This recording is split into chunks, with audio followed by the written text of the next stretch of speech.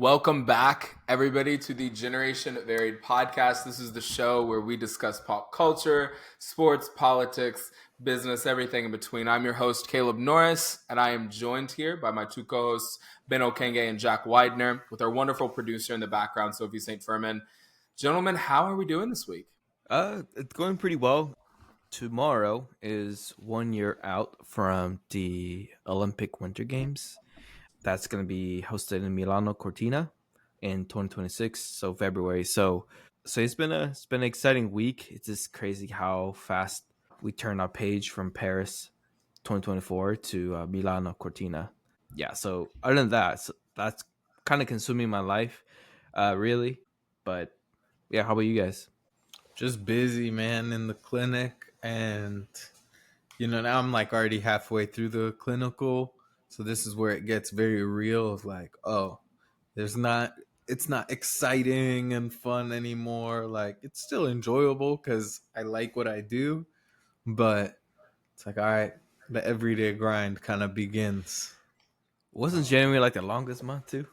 Bro, it felt like January was longer than 2024.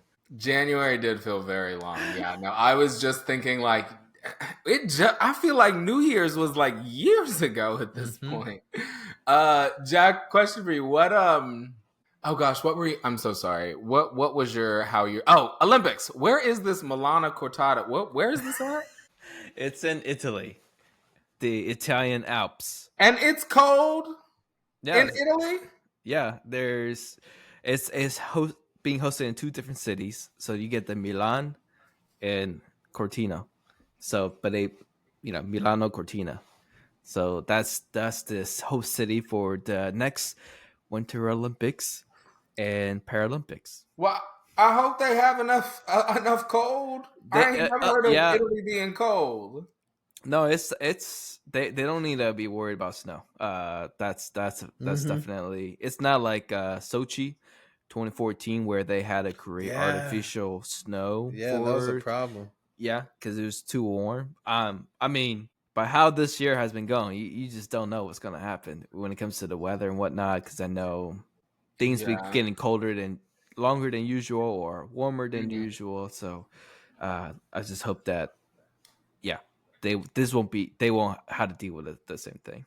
But hey, I'm excited. I hope I get to get to see Italy and the Alps. That will be definitely something to look forward to. Yeah, no, for sure.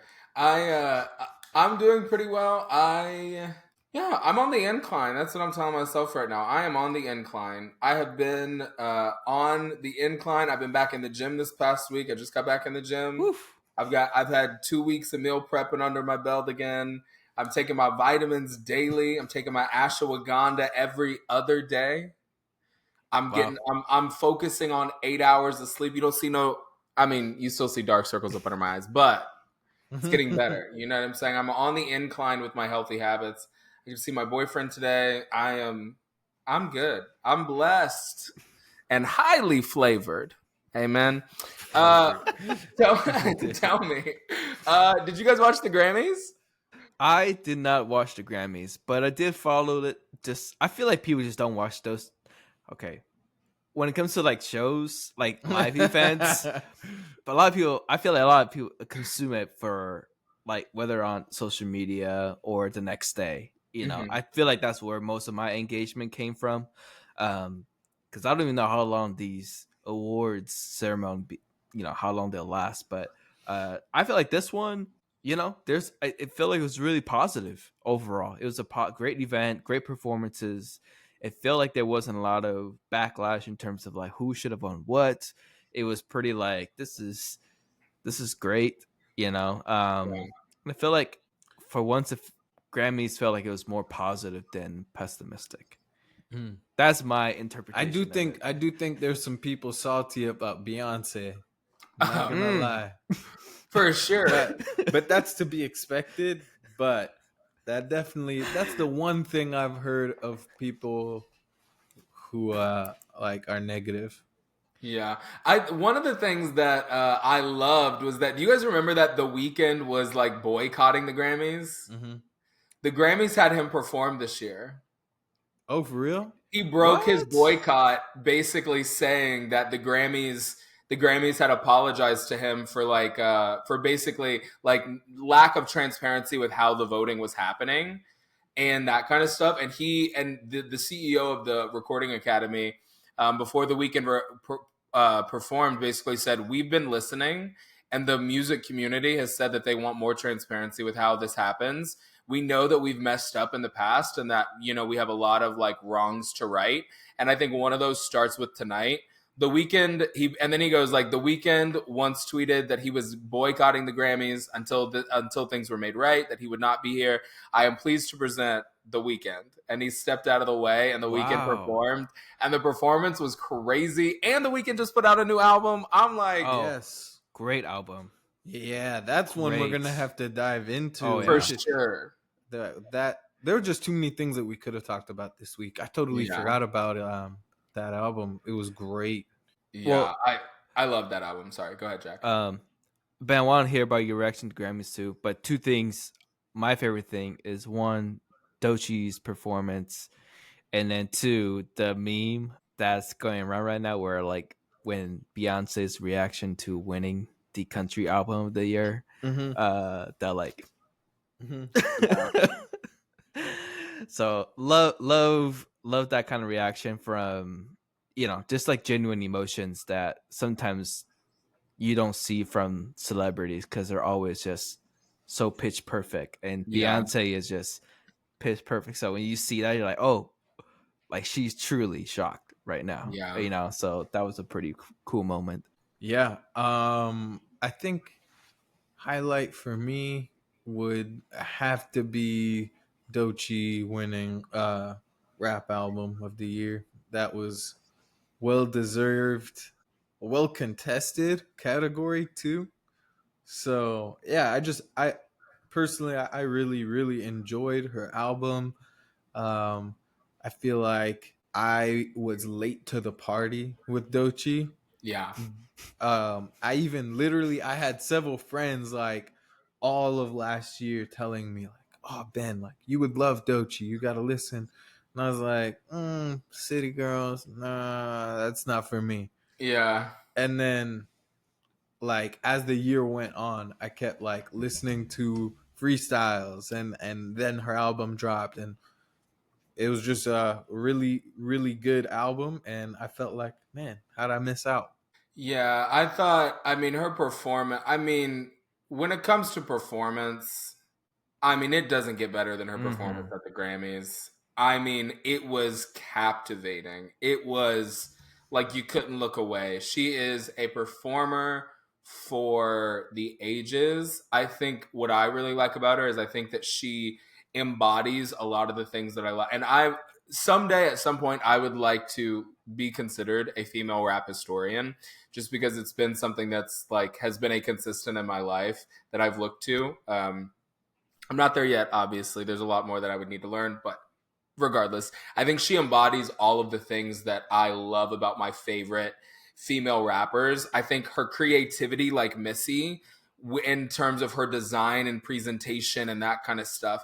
I think her lyrical creativity that Doja has. I think she like Mm-hmm. borrows from that. I think Nicki's like double, triple, quadruple entendres that she throws into her rap, like Dochi also has a lot of that. I think the sex appeal that Megan the Stallion has, like I think she draws on that too. So I think what I love about Dochi is that all of the elements that I go to female rap for, she like has all of it. And so I thought her performance was just completely outstanding. It was a great opportunity for her to showcase herself, and I think it was a well deserved best rap album. I think the biggest takeaway is, for those who's listening, is listen to Dochi, her most recent album. So, that's you're doing yourself a favor.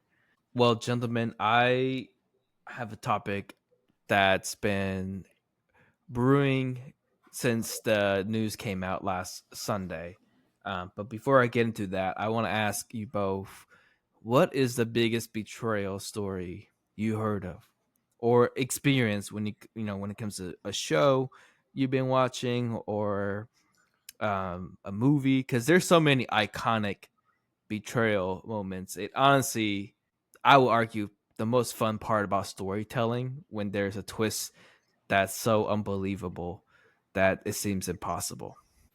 Yeah, I think, man, there's two that come to mind. One is the classic Lion King Mm. Scar Mufasa, and like, I don't. Is it if I talk about Mufasa, the Mufasa movie, is that spoilers still at this point? No, no, no, The no, no. Mufasa movie. I mean, All I right. think the people Anyway, who wanted to all see I'm it gonna have seen say, it.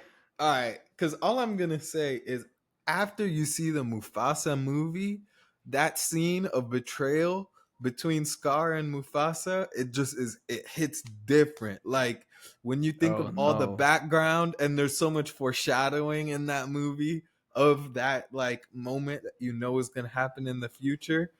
So like that betrayal is like gut wrenching.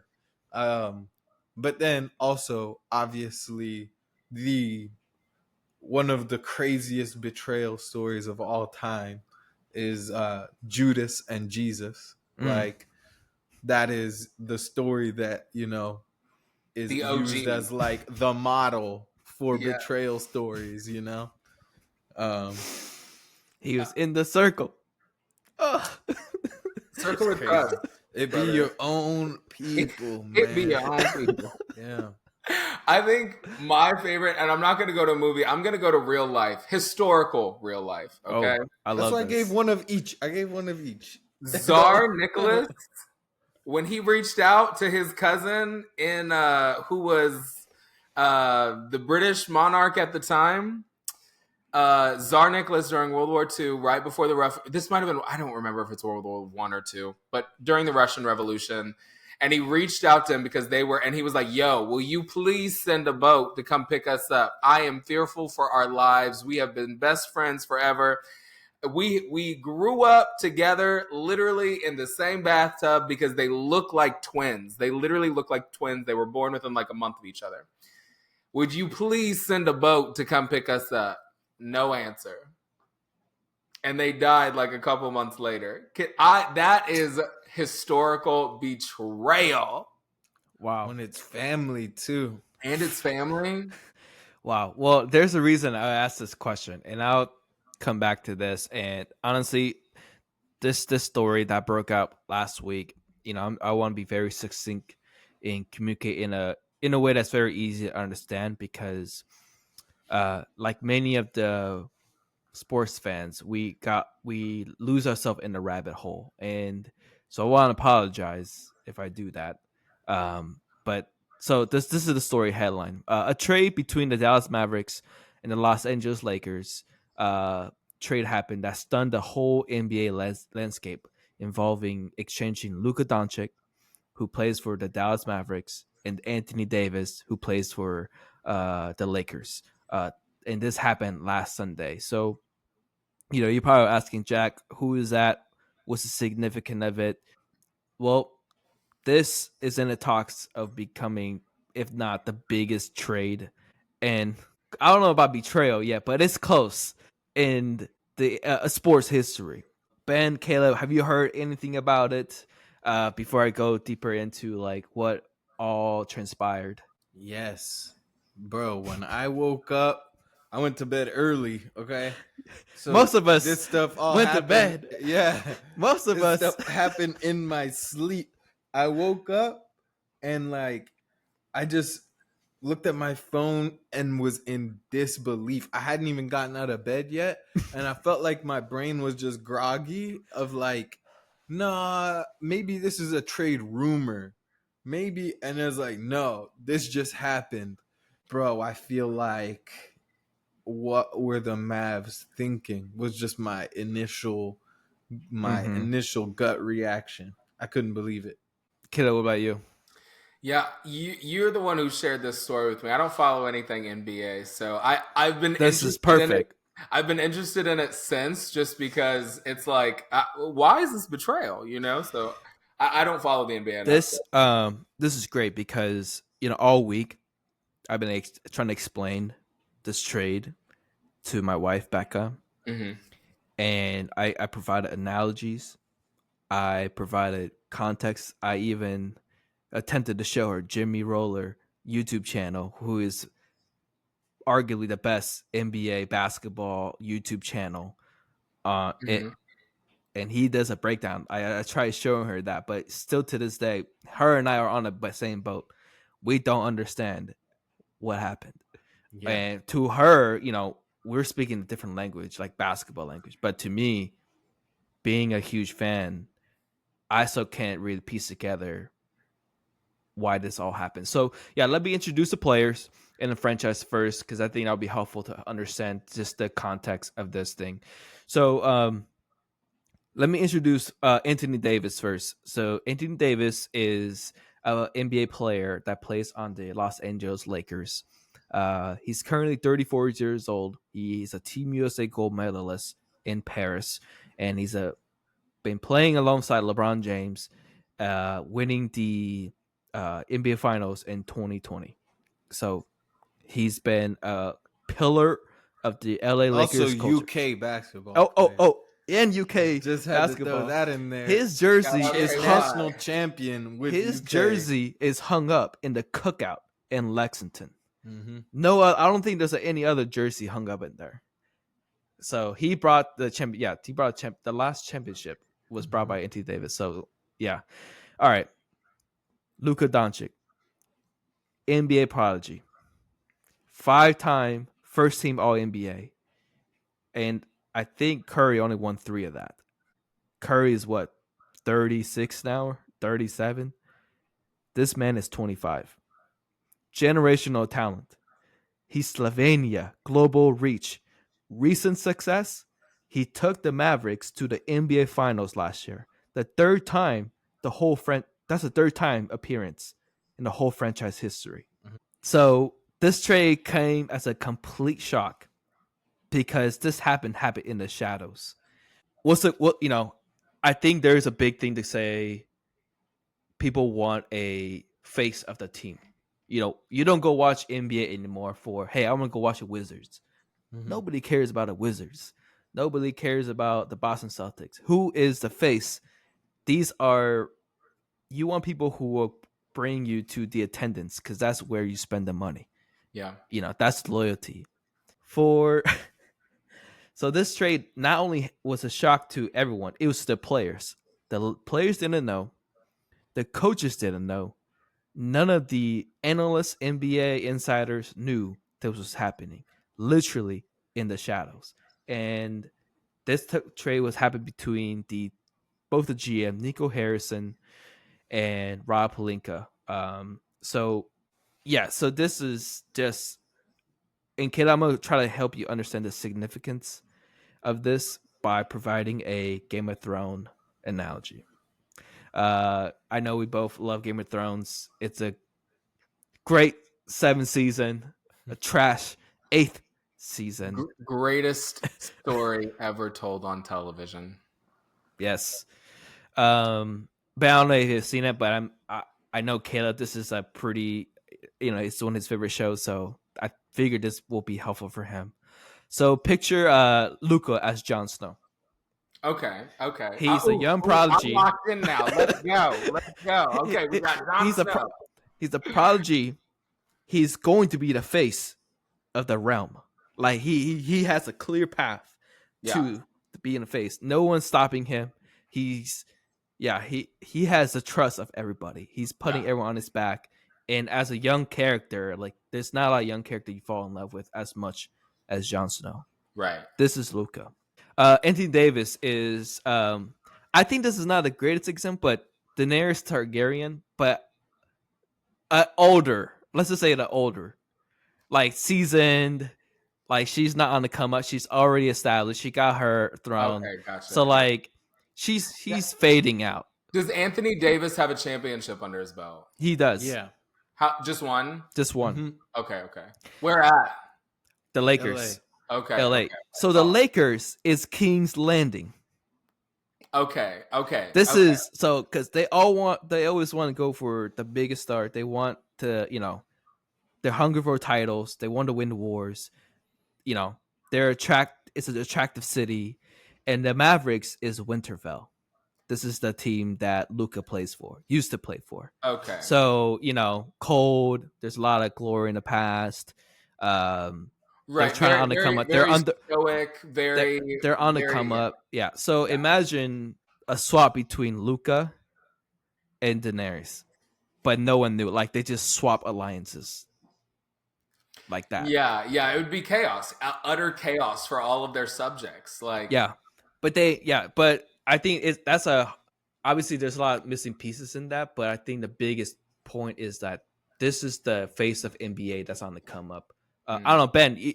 Can you kind of share a little bit more about your perspective, like this was a shock? You hit it on the head because, like, to realize we have maybe two players that are in that type of conversation, like Luka, where it's like Luka and Wemby, where it's like they are like the two guys that it's like the LeBron and Curry of this next generation, Luka, he's been doing this. Like he was a 16-year-old professional basketball player in Europe in one of the most competitive leagues outside of the NBA, dominating grown men.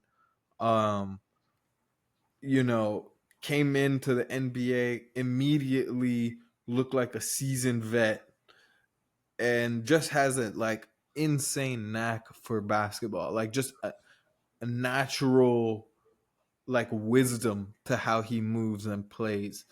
And then they're trading him for Anthony Davis, who yes is a fantastic big man, one of the best in the game still, undeniably. But like Luka just took you to the finals, and like nothing else really changed. Like it made me feel like really what I was thinking about was like, what's really going on here that we can't see? Because there's clearly something aside from basketball that's involved. Right. And that, Caleb, that's a part where I want you to understand, like, think about it from a business perspective. As an NBA property, your biggest star are all about to retire.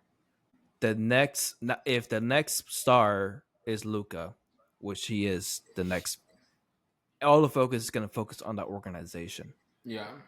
Mavericks handed this person to Lakers. Crazy. Nuts. And in return, they got just Davis and a few players. It's just a terrible trade.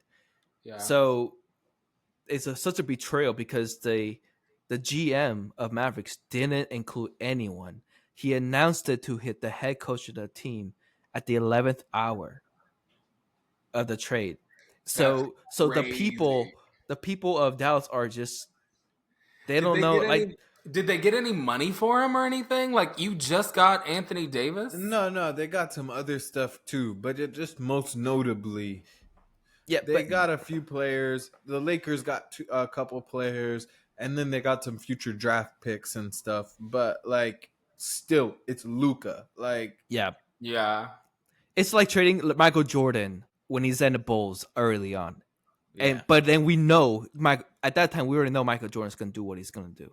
Yeah, and this is the same thing. So like, I don't know. All right, does LeBron know? Because LeBron has no play with. I mean, I don't know how many stars at this point. He played with Dwayne Wade. He's played with Kyrie Irving. He's played with Anthony Davis, Chris Bosh. He's playing with Chris Bosh, Ray Allen. He's played with. Oh my goodness. Does LeBron know? What do you guys think? Ahead of time. Because right now. Has to. Legion. Okay. This is a story of LeBron learned of the trade after Knicks game when it broke while he was out with dinner with his family. Sources told to James. That's what he told ESPN. James was surprised by the news, is processing it, and has no idea it was in the works. This is what the sources said. Do we believe that? I don't know, because if you've got somebody like LeBron James, who is the undisputed GOAT from my perspective, I won't get into that with Ben, and I'm not going to get into that with you, Jack. Because I'm with you. I'm with you. It's I okay. but I'll say this: if you have somebody of that caliber, there's no. I mean, that's like it's like if Michael Jackson's on tour, do you think he just let somebody else join and like crash the tour without knowing about it? I would think it. I would find it odd to believe that LeBron James wasn't at least like, "Hey, are you cool with this?" Because I mean, I would think at least. Ben, what you I think? don't know, man. Did LeBron know? Because think about this. This could either extend his career or make retirement easier. I don't know, man. I think maybe LeBron knew because just in the sense of he's got the clock is ticking. He's got to win now. If he's gonna win more rings, he's got to get it now. Yeah. And so it's like he's gonna do whatever it takes, you know. Yeah. And so maybe he didn't, but if he did, it would totally make sense. So are they just going to win the championship this year with all this power, or what? No. It's not gonna be a walk. Yeah, it's not gonna be a cakewalk. But they could. This is a long game for the Lakers. They locked in on the prodigy of NBA, and I don't know what does this mean for LeBron, but I think Dallas, Caleb, they're in a bit better position to because Andy Davis is now gonna be hooping with Kyrie Irving. Because they let him back in, Kyrie. They're on the same team. Kyrie went to NBA Finals last year, so now you got Davis, who both play with LeBron on the same team, and then Klay Thompson's there too. So they got a good squad. Oh, Klay Thompson's there too. Yeah. Oh, okay.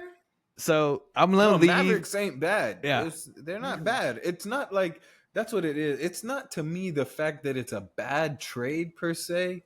Maybe some people might say that. To me, it's just that it's a shocking trade, like a confusing one of like, why would you not hold on to Luka? And it's funny also with like the Mark Cuban quote from 2020. Did you guys see that? Yeah. Caleb, they asked Mark Cuban if Mark Cuban basically at one point in 2020 he said, if I was asked to part ways with either my wife or Luka, best believe first thing in the morning I'll be at my lawyer's office with them divorce papers. That's crazy. and now they're getting rid of Luka. Well, I mean, he's not with the Mavs like that anymore. But yeah, so I'm gonna share what I think what LeBron has done, and then we can wrap this part up.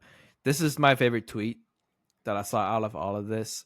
So in that tweet I just shared, where like LeBron said he was sitting in, eating dinner or whatnot. This guy named Butler Betts replied, I don't know if you've seen Godfather, but he said, and Michael Corleone learned all his gang rivals and had them killed while walking out of a baptism. This is, bro. This is I'm imagining the tweet. LeBron just there sipping on his wine, and he's like, "Tell me when it's done." Like he's like, just let me know when it's over, when it's finished. Everything's in the works. All transpire in the dark, in the shadows. You can't tell me LeBron didn't know about this. You can't tell me that. Speaking of, first of all, I have based my life off of The Godfather. We've never talked about this. Oh, we need to talk about it. I have based my life off of that movie, okay? I just recently saw that for the first time. So, dude, it is so good. And I hate the critics that are like it's not that good. What's the criticism for like art? It insists upon itself, and it's like, let me tell you something. Yeah. Let it insist upon itself because it insists that I respond back to some BS with twice the firepower. Okay, and I love The Godfather. Yeah. My last college dorm hall, I believe it was named after that or something similar because we had that logo of from that movie. Mm-hmm. So Yep. What was it? Which I hall? forgot what the hall was. Ben, Not you would know. Godfathers. It was like Oh my gosh. dude, we're gonna have to remember Yeah, that. yeah. Brotherhood. Brotherhood. The Yeah. Brotherhood. But we had the Godfather, the movie poster as our Yeah. T-shirt. No, that's funny. Shout Speaking out of whack Brotherhood. Whack. Oh my gosh. Everybody on that hall was whack except for you, Jack. Jack, I who love all was my- on that? Oh wait. I love that hall. What Was you that mean? junior year for me? Sophomore year for you? Yeah, Actually- that's your junior. I love the hall. I had a lot of fun because it was at a point of my Who college was career. the RA on that hall, Jack? I'm lying because I don't even remember everyone who lived on that hall. It I was just so fun. remembered that I would always feel like every time I would try to come chill with Jack, people would be playing Mario Kart and all kinds of stuff in the hall. See, I love that because most halls have no activities, no Okay, community. now that's We fair. have community. For me, it was like I'm just trying to chill over here and have a conversation with Jack. If you are an Chill out on the upperclassman games. in a hall and you don't know your underclassmen, like that's so much disconnect. Our hall did not have that. Like all the freshmen also were so involved. I know it was super loud. I definitely didn't get a lot of sleep, and I was like, and as Caleb, we probably kept you up multiple Let me tell you nights. something. I was in that little corner. I was in that corner L-shaped dorm. You know them ugly dorms? Because I had a single one my junior year. Oh, the one where you got to walk all the way to the back to get to the closet? Dude, I hated that dorm so much. Such a vile layout. That was meant to be a supply closet, and they put carpet in it and a bed frame. And let me tell you something. I did, in fact, hate all of you. All of you. Because, but I'll say this: the people. Oh, wait, you lived on Brotherhood? No, You lived in Firehouse. I lived on Firehouse, adjacent, but it was like right adjacent to their hall. Like if you walked out of my door, their hall was like right there. Yep. Okay, I see. And so I heard all of their shenanigans. But let me tell you something: the people on Firehouse, they knew at midnight we not gonna be loud on this hall because all the Asians, they were studying, bro. Real talk. That hall was a disciplined hall. Let me tell you something, and I loved that hall. Those are the best people that I ever lived with. We never talked to each other, okay? Let me tell you something. But here's what would happen. Here's how things would get noisy, okay? When you had other people playing that stupid little tennis game down the hall, and they'd be Spike like ball, yes, frisbee. I came out of my dorm so many times like, who the hell is playing basketball out here at 1 a.m.? I know you fucking lying right now. I would come out of there hollering mad because here's the thing. I worked almost full time in college. So it was like, if I'm clocking 8 hours at Asbury, I'm clocking 6 or 7 somewhere else too. I need that sleep. Y'all gonna listen. Y'all gonna give me my sleep. Look, these kids are, or I was a kid then. It was just all about, we go to school and we want to go back and hang out, and that's what we did, and it was fun. I love that hall. That's probably, Brotherhood was a great hall. I'll stand on that. Well, speaking of disturbances to the peace, we have a very fun segment for you guys here. Jack, Ben, before we dive in, I want to know, have you guys heard of this Onijah Robinson, New Yorker who is in Pakistan right now? Look, I saw a few videos, and in midst of everything that's going on in the world, this thing was shocking. It made the other things look good. It made all the news around me here in DC look good. Mm-hmm. It was, I never seen anything like this. So please, definitely want to hear, explain to the listener, like what's going on in Pakistan. It was unbelievable. I think this is the stuff I live for. Break it down for the listeners. Caleb. Listen, Ben, I could not agree with you more. These are the moments that we remember why we are living. Mm-hmm. Okay. So Onijah Robinson, who is a 30-year-old Black American woman who traveled over, whose experiences over in Pakistan have made world headlines.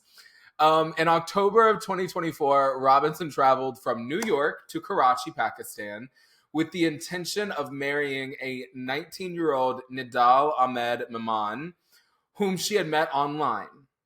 Upon her arrival, Maman reportedly declined the marriage after meeting her at the airport, citing familial disapproval.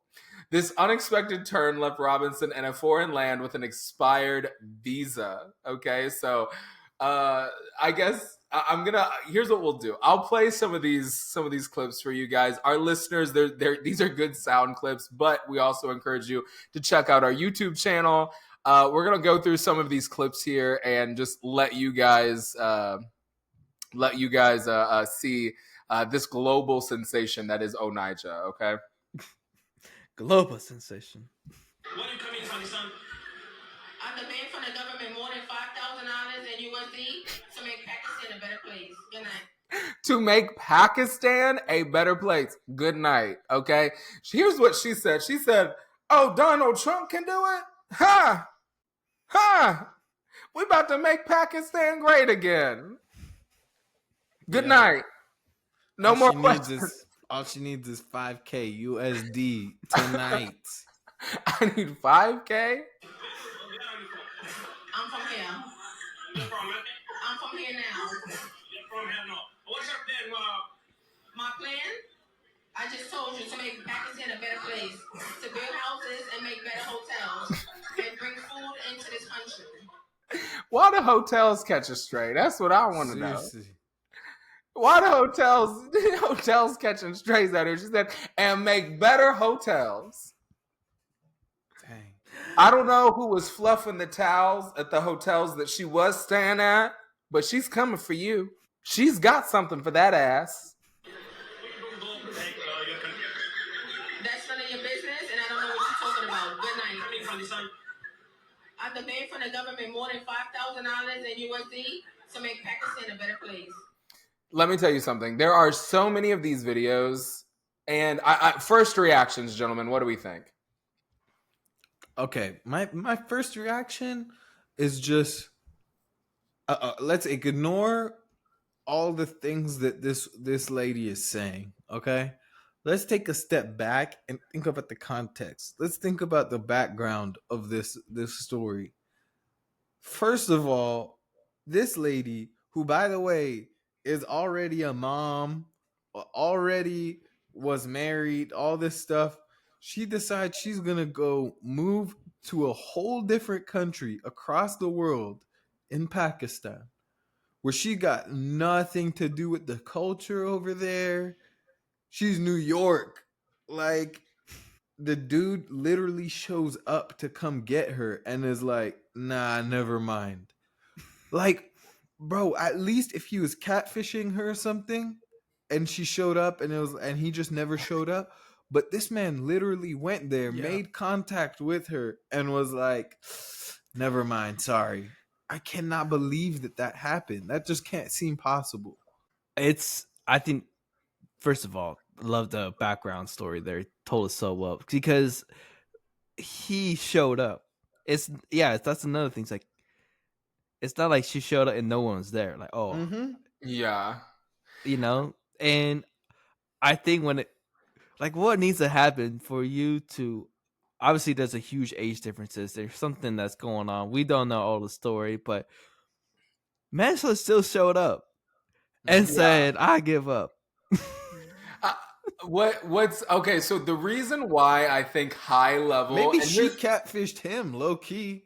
If you really think about it, if she showed up there and he was like, "Nah, you didn't look like that in the pictures." Here's the thing. I'll say this. I saw videos of her before.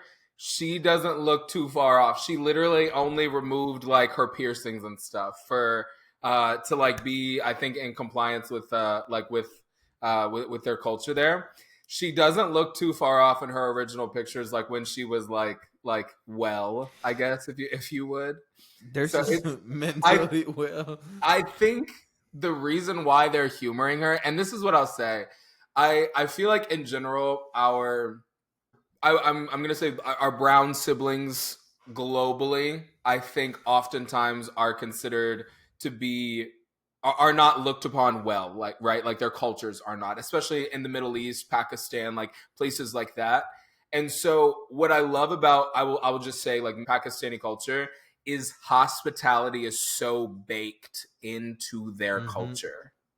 It is so baked into their culture that a black woman who shows up, who is not technically all the way there and with it, because they feel a responsibility because she had the promise of marriage, and that institution is held so high in their culture that they have been taking care of this woman for like months now. Yeah. And I just want to She's say, from there. Caleb, she's from there. If you ask her where she's from, I'm from here. Obviously. the reporter is, no, but where were you born? I'm from here now. I'm from Pakistan. She said, I'm from Pakistan now. That's all you need to know. Honestly, it's. I feel like when it comes might to as well throw that in there. when it comes to catfishing, I just never heard of stories of like you traveling across the world for someone. You know what I'm saying? Nah. Like it might be another city like that's around your area, but U.S. to Pakistan, that's a New York. That's a Pakistan. Ben, That's far. There is a docu-series on Netflix about people who have gotten scammed and catfished by people. We talking MF's out like 250K. We talking about folks emptying retirement accounts for love. Stuff. Oh, I love that kind of stuff. Because my whole thing you remember that one of the Netflix guy, the Netflix one of the Tinder guy? Yes. Yo, I loved that story. That's crazy to me. Dude, it's like my thing is this, at some point there is some kind of like social Darwinism with you losing your retirement where it's like, listen, you didn't you lose your retirement. I can't help you. I'm sorry. I don't know what can we do? You know, it's like this is the natural selection process of finances. You know what I'm saying? You got folk that will send you a $3 Venmo for a Coke that they paid for you, and you got folk emptying retirement accounts for people. Find you some better friends. I'm just gonna say that. To continue with this, so Robinson, after she was stranded, she organized a press conference in Karachi, making headlines with her demands for financial assistance. In one instance, she said, I'm asking for $100K or more, but I need $20K by this week in my pockets in cash. Okay, so I'm going to play for you guys this quick press conference moment. And she's got this gentleman here, and I'm not for sure what his role here in this community is, but he's trying to like temper her, and she's like, excuse me, no. And it's just crazy. I think he was the interpreter at this thing. Really? I think he was. I love her. Oh yeah, let's watch the clip. Oh my gosh, it's so funny. Okay, here it is. I think they got married. Stop. Hold on. We're going too fast. Let's slow it down. No. I don't think I have if that's the update, we're gonna have to update. Let me see.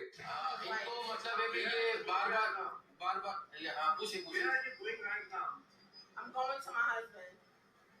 Where is your husband? What's your plan? It's not come here. Please come here. Please sit down. Be quiet. I'm not sitting down.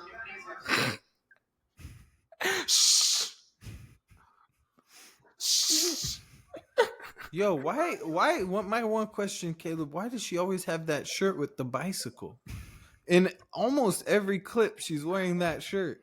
Has she been wearing that shirt since October? Dude, I think so. Here's the thing. At this point, we know that she's safe. We know that she's taken care of, right? It's obvious that she's not all the way there. Well, in the mind, I would say. So I'm not sure why she's only wearing this.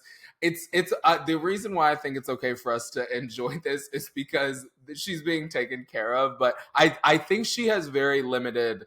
Like I think she just went over there with a suitcase, so she probably is re-wearing a lot of the same stuff. Up until recently, up until this last week, when folks started running her funds. Mm-hmm. Okay, What? now this is dripped out. Yes, people have responded by sending her money. 100K or more. She said it. I'm gonna show y'all a 20. video. Oh my goodness. There's no sound to it, but I'm gonna show y'all a video here where she is counting stacks. Yeah, I saw that video. What? Okay. With the red bills. I love her because she's like, shh, you talk too much. It's like, and here's the thing: if you know anything about like, this is crazy for somebody to be talking to like a man. In any like, culture. this is crazy. Well, okay, keep watching. To reconstruct this whole country, okay? I'm asking for 100K or more. I need 20K Oh my. this week, okay? In my pockets, in cash, okay? That's a demand to the government. The government is gonna fix up these buildings, fix up the streets, and clean up these streets. It's ridiculous out here. I do not like it. My favorite thing is, as somebody who lived in Brooklyn, New York, this is how they sound at your local bodega, at your local deli. It's trashy out here. I don't like it. Like, this is a New Yorker. This is a New Yorker through and through. I'm just shocked that she's hosting a Congress hearing. You would think so. I think that's the part. It's like if they unknow Kayla, because I don't know this story too, but if she's not all clear up there, why are they giving this attention? That's the part. Because what does that have to do with hospitality?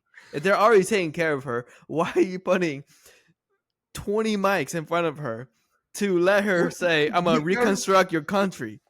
Like I just don't see that happening anywhere else in the world where because she's literally just throwing her weight around telling people like what to do. And here it's like, listeners, if you take anything away from this, ask for what you want.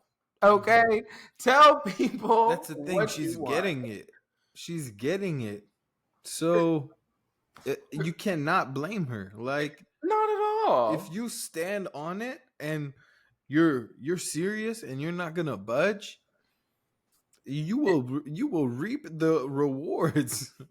It's so I think at this point I don't think that there's a lady who has been seen with her in like all of her recent videos, and it's like the ladies with the police, but their police over there don't walk around with like guns on their hips and that kind of stuff, like trying to shoot everybody. Their police are actually helpful. So this lady has been like literally she's received some mental health access, I'll say that. In the last couple of days this story has changed, but at this point like everybody just thought that she was being like for real. So here's the thing, nobody's ever seen anything like this.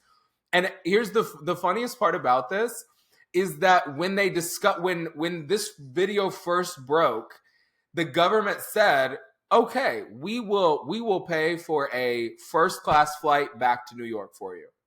And she said, no, I'm not going. This is she's my from home. there. I'm staying in Pakistan, and I'm about to make Pakistan great. But actually, though, think about it. If she stayed and she made Pakistan great, that dude, the 19-year-old guy, he would feel so stupid after that. So dumb. So dumb. So this was part a, of her come up story. I want to know the lore of his story now. Like, I've got a what couple happened? Oh, go ahead, Caleb. No, go. So his family has, I think I read the story that like his family had like relocated from the city because they were so embarrassed by the whole thing, wow. Which is crazy. It's crazy, but this is how she ends this press conference. And when I tell you, This is in my brain. This is how I want to speak to people, but I don't. You know what I'm saying? It's like this is the tempered version, but her thoughts and attitudes. This is what happens in my brain every day. I'm gonna play this for y'all. Yes, that's it. Yes, I'm saying. You talk too much. Okay. We don't know what you're saying. Your sister है, वो आप सबको good morning कहेगी. I came here to visit today, to fix up this place, to reconstruct this place. Okay, for Mr. Chipper. Thank you. And that's all. Thank you. Have a good day. Just have a seat, sister. Have a seat. Please, sit. Please, sister. Please. 5 minutes, please. She said, you talk too much." I'm weak. The one that cracks me up is the clip where she's like throwing the shout outs to her family. Yes. And she's like, when she's making the demands about money, and she's like, we're all going to be rich. I have a son. He's going to be rich. My cousin Kiki. And she starts listing off people.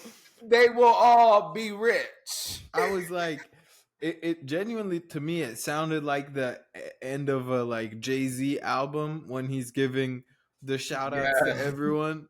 That's what it sounds like.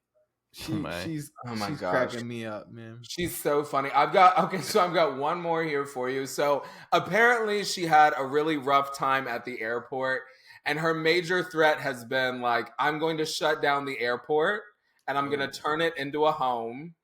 And then I'm going to reconstruct the airport somewhere else, and it's going to be run better. And so this has been what she's been like threatening these people with. So here's this video here. Oh gosh, this is so funny. Don't marry for money. Money is nothing. No, money is nothing. I have money. You gotta have our baby and nobody. What else do you do? It's none of your business. This is a nice hotel. She's the owner right here. Then you see that. The owner, this is the owner.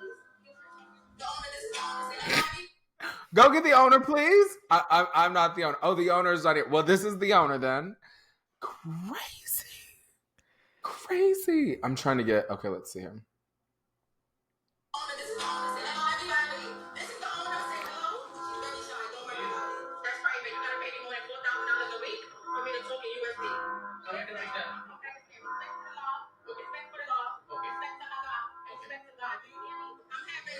Do you hear me? Do you hear me?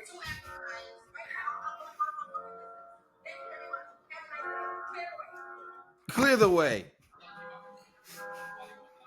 Whoa. This is the glow up. Oh, now she's about to be balling? So here's the thing. The local business owners are now trying to get in on this because she's such a viral sensation, and this is how she's making money, okay? Is that now she is in the like official Pakistani like McDonald's commercial. No way. Crazy. Yes, they have the owner of a local McDonald's down there shooting a video with her where they're like, oh, like, and what do you like from here? And she's like, I like this, and I like this, and I like this. And he's like, and you love this McDonald's on this like Park Street? She's like, I do. And he's like, come on down to McDonald's. It's not like that verbatim, but similar to that. No, you know what this is like? This is like coming from America. It's like the opposite of the Eddie Murphy movie. Like it's instead of the African coming to America, bro. That's literally what this is, though, isn't it? I never heard a story like this before. This is what's crazy is that was a movie. This is real life. And no, that's what I'm saying. I genuinely, guys, earlier today, no joke, I was sitting on my phone and I was scrolling through some of the videos of this lady and this whole situation, and I feel like we're in a simulation. Oh my god, this is a like definitely some kind of experiment on our minds. Like this cannot be really happening. Oh, look, if we didn't live in a social media digital age and someone told us a story, Nah, you wouldn't believe that. Imagine if this was happening in your city, like the other way Yeah. around. I know. That's why But I mean, I was picturing like if this came to happen in Taiwan. I mean, I know it's not gonna happen. But like, I think that's the part I just don't sometimes have. how It's long? Like, How long do you think, Jack? If I showed up in Taiwan and I was talking crazy like this, how long would I last before they send me back? Like force me back? I don't know. It's Taiwan. It's also such a hospitable country. I don't think they'll force you to go back, but you definitely hit the news, and you'll probably hit the sensation. But I don't think they'll let you talk to people like the way, like if you talk to, I I don't was think that gonna will say, happen. in America, you speak to a police chief like you'd have been shot. They'd have been like, "Oh, I don't think so. Not up in here." Mm. Do you guys? Yeah, no. It's just a confusing.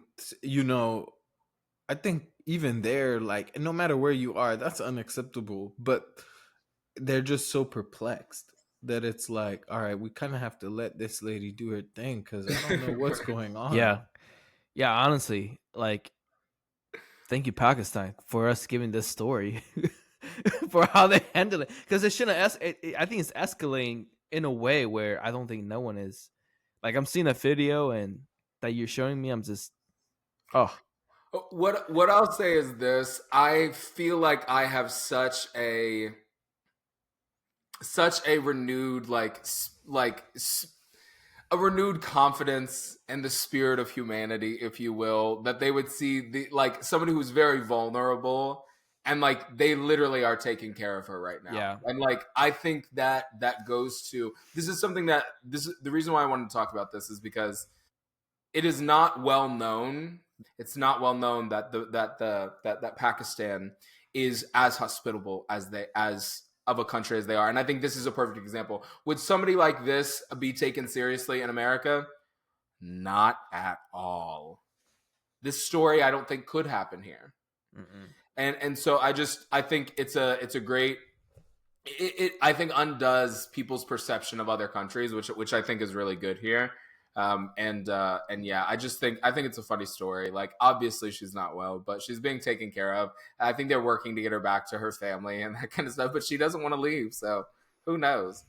The message I'm getting is it's 2025. The world doesn't make any sense. If you're still afraid to do something and you wanted to do something, if you trying to shoot your shot with somebody, I mean, and that's the thing, going back to dating culture from like a couple episodes ago, we got folk flying to Pakistan to marry folk raw dog ain't never met in real life. And you can't say hello. And you scared you scared somebody's gonna say, nah, I'm not interested.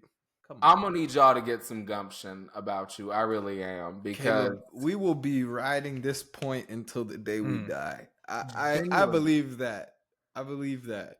Man, I think the last thing I have to say about this situation is like if this were to happen in like an African country like Rwanda or Uganda, like we would just maybe never would have heard about it.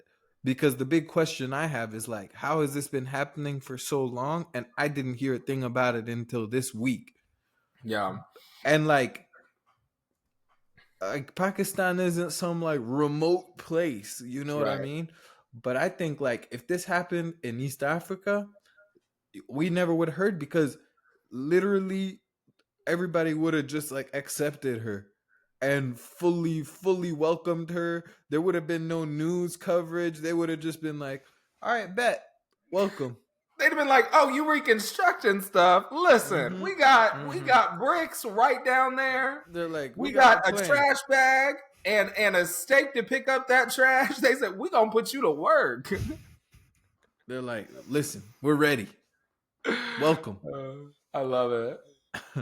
Well, as always, thank you guys for joining us today. We hope this episode brightened your day, and we really appreciate this community that we get to build with you each episode. If you enjoyed this week's episode, don't forget to rate us 5 stars and share the episode with a friend.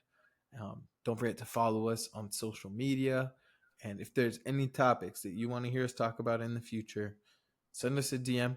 at Generation Varied on all social media, or email us at generationvaried@gmail.com. We could not do this without you. We look forward to chatting it up again next week.